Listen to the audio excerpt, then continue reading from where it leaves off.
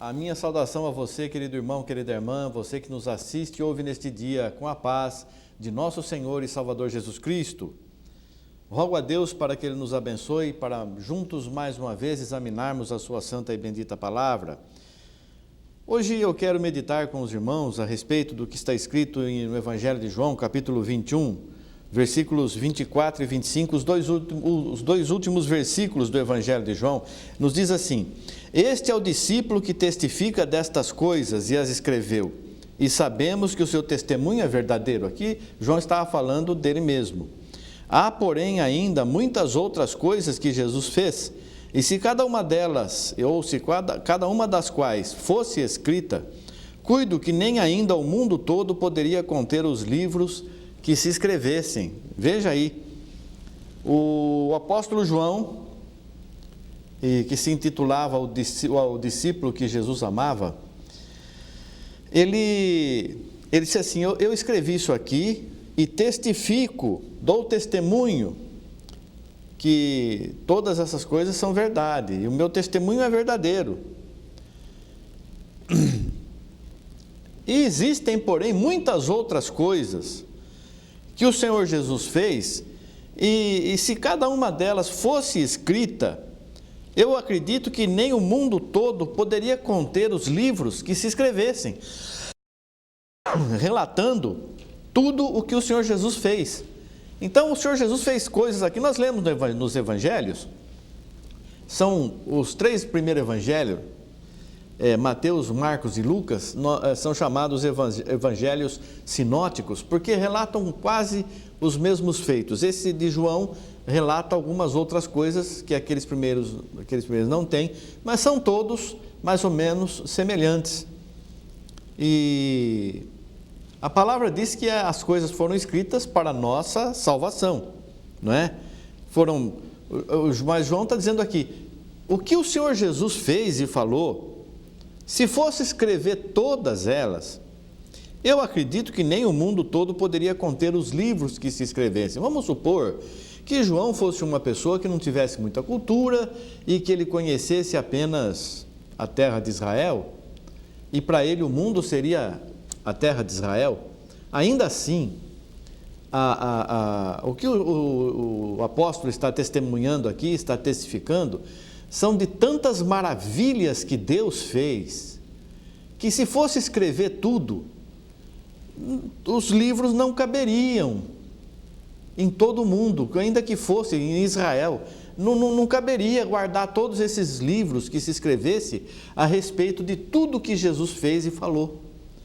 Então, às vezes, você, querido irmão, você, querida irmã, você que nos assiste, nos ouve, eu mesmo, às vezes, nós colocamos Deus numa condição quase humana. Não, ele não é humano. Deus preenche os céus e a terra. Que casa vocês vão me construir para mim morar? Tudo eu que fiz, ele diz. Vocês não podem fazer nada para me agradar, para me satisfazer. A única coisa que nós podemos fazer é obedecer a Deus. E ele diz para nós, o justo apenas se salva. Nós não fazemos mais nada além disso. E vamos ser salvos se formos obedientes a Deus, porque muita gente obedece homens, obedece estatutos, mas Deus não. Então a pessoa prefere obedecer aquilo que vê e desacreditar daquilo que não vê. Uma das maiores estratégias de Satanás é fazer o mundo pensar que o diabo não existe. O diabo não existe. Acha que Deus vai criar uma criatura tão terrível assim? O diabo não existe. Aí a pessoa pensa que se o diabo não existe, então é só maravilha, né? Vamos fazer o que quiser, que tudo é lícito. Não, não é tudo lícito, não. Nós podemos tudo, mas nem tudo convém, nem tudo podemos, porque nós temos que viver como Cristo viveu, temos que ser servos de Jesus Cristo. Agora, você coloca Deus numa situação quase humana, com sentimentos e com coisas humanas que nós sentimos, e Deus vê como nós vemos? Não, não é assim. Deus faz o que quer, na hora que quer. Tem muitos hinos que falam a respeito disso. Ele faz o milagre na hora que Ele quiser. Ele abençoa quem Ele quer, Ele levanta quem quer, abate a quem quer. Não é por merecimento nosso, Você está pensando que você está sendo abençoado, está sendo curado, tem um trabalho maravilhoso, abençoado, ganha bem, tem saúde, porque você merece? Não é isso, é porque Jesus Cristo te ama, é porque Deus te ama. Por isso que você tem as bênçãos de Deus na tua vida. E nós temos que entender que Deus faz tudo e muito mais ainda do que sabemos, do que não sabemos, do que vemos, do que não vemos, do que entendemos e do que não entendemos. Deus faz tudo e você tem que se entregar a esse Deus todo-poderoso. Não limite o poder de Deus. Deus pode te dar saúde agora, Deus pode tirar tua saúde agora, Deus pode tirar tua vida agora, Deus pode te dar vida agora, vida eterna, pode te dar conhecimento. E nós ficamos criando regras e dizendo isto pode, aquilo não pode, é melhor isto, não é melhor aquilo. O que nós temos que fazer então? Nós temos que entender, Jesus fez tantas maravilhas, estas foram escritas para a nossa salvação, como exemplo. Então um homem que ressuscitou uma pessoa morta, fazia 4 dias, ele próprio ressuscitou ao 3º dia da sua morte, fez muitos cegos enxergar, leprosos, curou leprosos, expulsou os demônios, venceu, pisou na cabeça da serpente. O que nós podemos esperar desse Jesus? Tudo, não tem limites. Deus não tem limites. Deus pode... O discípulo estava num determinado lugar, de repente apareceu lá, próximo do carro do eunuco da rainha de Candace, foi lá pregar o evangelho, e quando foi batizar o eunuco, terminado o batismo, Deus o tirou dali e o colocou, achou-se perto de Azoto, diz a palavra, foi teletransportado. Olha só que palavra bonita que nós podemos usar hoje. Naquele tempo, o que Deus fez? Deus tirou o servo dele daqui e colocou aqui. Por quê? Porque ele quis fazer isso. Então, Deus não tem limites. Você tem que crer nesse Deus que tudo pode. Ele quer te abençoar. Ele nos criou, não foi para ficar brincando de marionete. Ele nos criou para falar, eu vou separar de vocês, de todas essas minhas criaturas. Vocês são especiais. Somos nós, os seres humanos, que temos a mente de Cristo. Nós raciocinamos, nós entendemos as coisas, podemos decidir o que queremos fazer, não somos obrigados a fazer nada. Por isso ele diz, não vos façais presas dos homens, não seja escravo de homens. Você tem tanto zelo em obedecer um homem, em se apresentar perante um homem da forma como ele quer que você faça, mas o teu coração mostra de forma diferente. Você fala, isso aqui tudo não tem razão de ser, mas você faz de medo do homem. Você faz de medo do ministério, você faz de medo de Deus? Não. Onde está escrito isso que você está fazendo? Onde está escrito? Porque estas coisas, de tudo que o Senhor Jesus fez, que o apóstolo João diz, fez coisas que se fôssemos escrever tudo, no mundo inteiro não ia dar para guardar todos os livros que se escrevesse. Então, essas que foram escritas, foram para a nossa salvação, são importantes.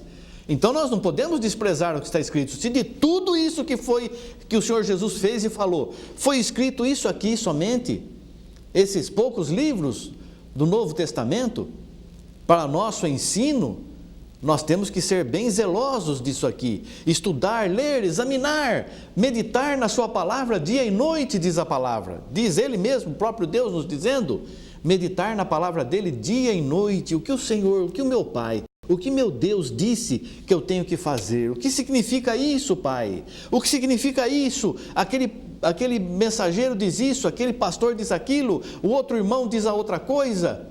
O que eu tenho que fazer? Me dirija, porque eu quero agradar a Ti somente. E eu vou confiar que o meu Pai, o meu Deus, o meu Salvador, Ele conhece o meu coração, a minha sinceridade, o meu desejo em servi-lo, conhece a minha vida. Vocês não conhecem, as pessoas, por mais próximas que sejam de mim, não conhecem a minha vida, porque não sabem o que passa no meu coração, na minha mente, mas Deus conhece, Deus sabe as minhas tentações, até onde eu consigo suportar, e Ele vem em meu auxílio, em meu socorro. Ele sabe a minha santificação, o que eu tenho feito para agradá-lo. Ele mesmo fala, não faça perante os homens para que todos vejam, faça às escondidas. Tudo que o cristão faz, se ele ajuda alguém, se ele faz uma oferta, se ele jejua, se faz a oração, ali, fica atrás da tua porta. O que a mão direita faz, a esquerda não fique sabendo. O que a esquerda faz, a direita não fique sabendo. O que um membro faz, o outro não deve ficar sabendo. Mas o teu Pai que vem em secreto te recompensará. Então eu faço tudo de uma forma para não me mostrar, não me aparecer para os homens, e as pessoas virem me glorificar, e eu já recebi meu galardão, diz a palavra. Então eu tenho que fazer para o meu Pai, que vem em secreto, e Ele me recompensará. E eu tenho certeza que Ele não me abandona, que Ele está sempre comigo. Já tenho visto muitas maravilhas que Ele me faz, e cada vez Ele me prova, cada vez nós somos provados no fogo. O que significa isso? Vem lutas, não é porque nós fomos infiéis, nós pecamos, não. As lutas vêm para aperfeiçoar a nossa santidade, para nós permanecermos fiéis a Deus.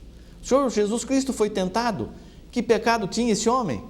Viveu a vida toda sem pecado, em tudo foi tentado, mas sem pecado. E por que ele foi tentado? Porque ele era homem.